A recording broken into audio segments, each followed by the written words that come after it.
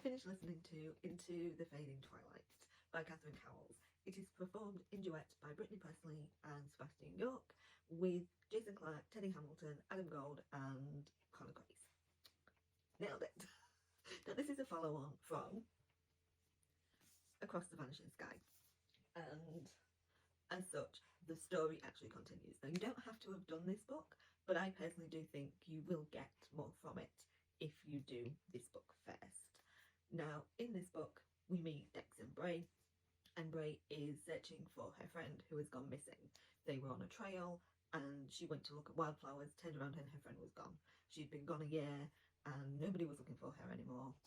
So Bray moves to the area to find her because she's not going to give up, and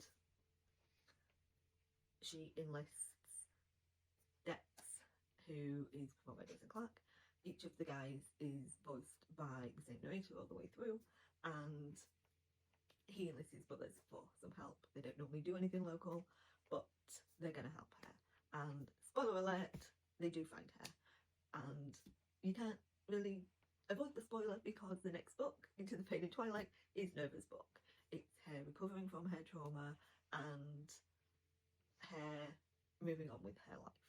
Now, the thing that we get with this book is, or this series, is that it is about this family of brothers who have all endured trauma. They have a shared trauma that they experienced as teens before they moved to Starlight Grove to move in with their uncle.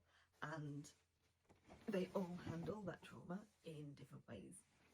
And it's really, sounds really weird to say wonderful because trauma is not wonderful. But how Catherine writes it, how she shows how trauma impacts different people in different ways, and how it isn't just a quick fix, how it doesn't just disappear, and how it can linger for a long time. I really love how she incorporates that. And each of the brothers is very different. We have one that's pretty much a workaholic, one that's an adrenaline junkie that is pretty reckless. We have one that is, he left and eventually obviously comes back for this book. And then we have one that completely shut down and basically stopped communicating verbally. And then we have Cole, who kind of shut down in that he really only communicates when it's about his daughter. And we see that for him, he's riddled with guilt because he wasn't there and he feels that he should have been, and that the outcome could have been different if he was there, and that his brothers wouldn't be the way that they are if he had only just been there. He could have spared them from it. And seeing him help Nova through her trauma, but also process his own, and that there was nothing he could have done.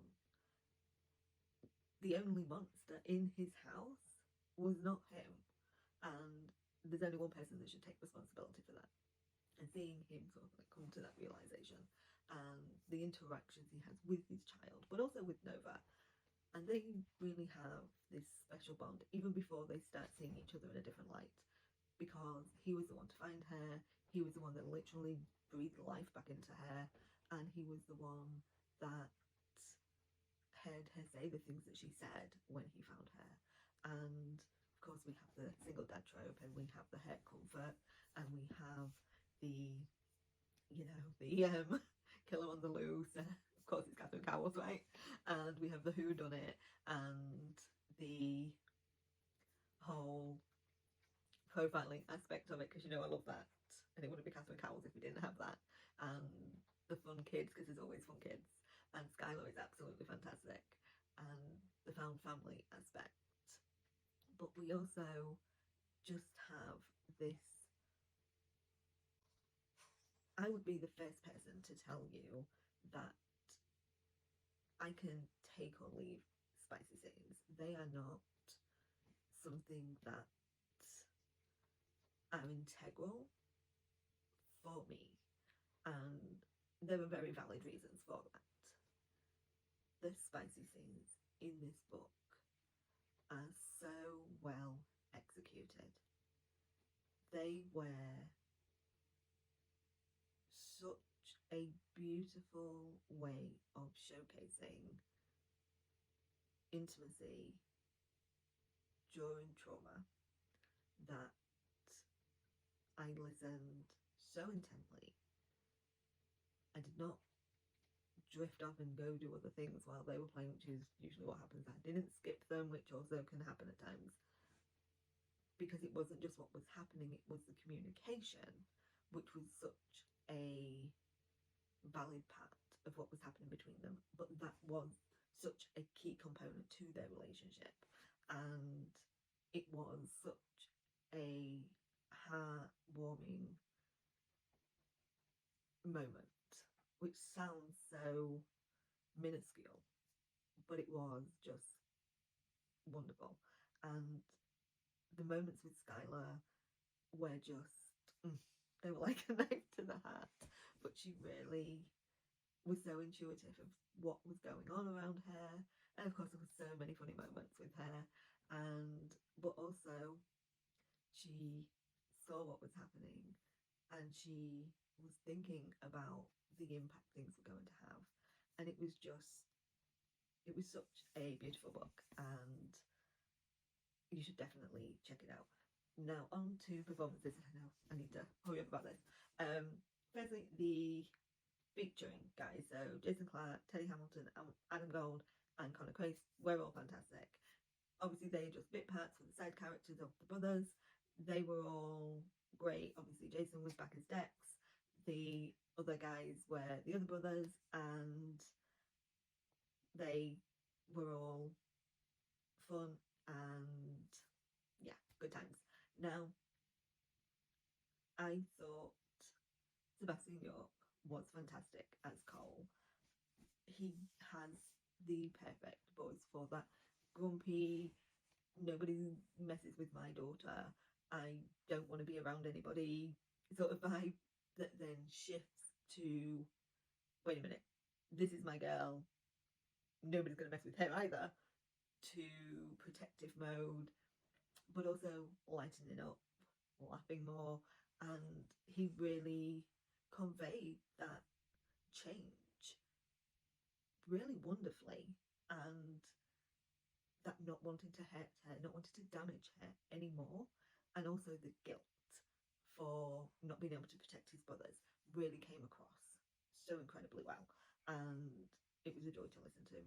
Now Brittany Pressley, I have listened to many times and have always enjoyed her performances, so I knew I was going to enjoy this, and I mean I was thrilled when I found out she was going to be on the book, but I wasn't prepared for her Skylar voice and how she was performing Skylar, and there were so many moments with that just had me bawling, and I don't know, maybe I was just a bit too sensitive today, but I was an emotional wreck.